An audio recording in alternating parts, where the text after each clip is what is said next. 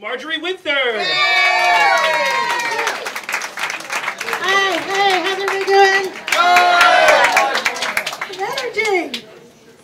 All right, so I was teaching chemistry at Paul Robeson High School on the south side of Chicago. The kids were making smoke bombs because it was Friday. And the physics teacher walked in. He was a new teacher. I didn't really know him very well. Didn't really like him very much. He was kind of straight-laced, always wore a suit, very serious, not my type. You know, I mean, he was a dedicated teacher, but he wasn't a lot of fun.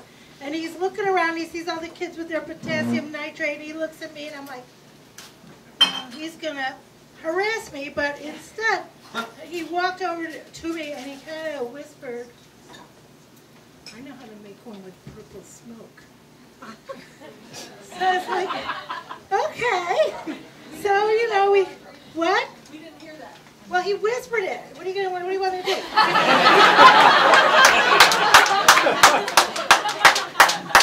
He whispered, I know how to make one with purple smoke.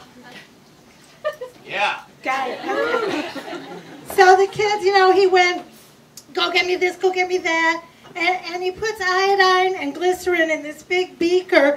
And while it's kind of starting to bubble real slow, and he starts giving this extemporaneous lecture on entropy, and the kids are paying attention. So I was kind of impressed with that, you know. And then it gets warmer, and it starts bubbling up, and then it starts like spewing out this purple, you know, and purple smoke, which is iodine gas, which is toxic. So we had to evacuate. And I thought, this guy's kind of interesting. He might not be as uptight as I thought. Because you got to remember, I had just turned 30. And I was focused on getting a husband. So every guy I met, I was measuring up. You know, were they going to...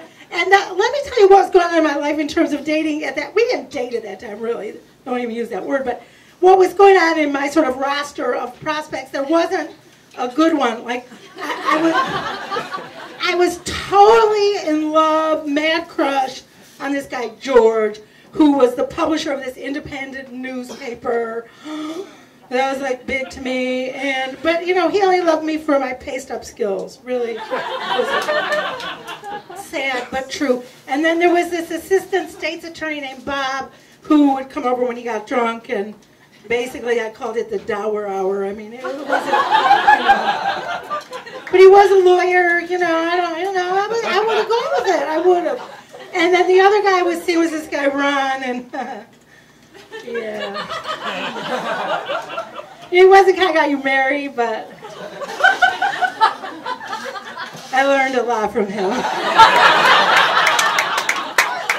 Nothing that would help me on my GREs, but anyway, but there was nobody, and so there was this Austin, Mr. Winther, you know, this guy, he was okay, but he was kind of boring, but I didn't really want to go out with him, even though we were like good friends, like every time my labs didn't work, the kids would be like, go get Mr. Winther, and he would come in and set things up correctly, and you know, so we didn't really date, but we liked each other, and he was a good teacher, and what finally changed was Christmas was coming, and I realized I was going to be alone, and I'm Jewish, it doesn't matter, but it kind of does matter. I mean, it's an ambiguous thing, you know, but my parents were going to Jamaica, my sister was going, I was going to be alone, and I found out Austin, he was going to Texas, and I was just like, well, you want some company? And he was like, yeah.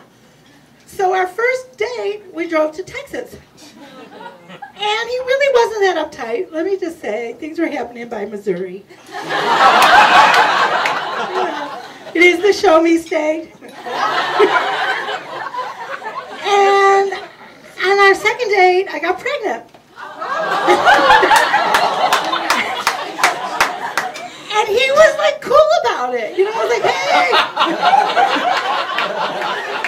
I'm pregnant. And he like hugged me, and I'm like, you know what? I can make this work. So on our third day, we got married, and it lasted for 30 years. So thank you.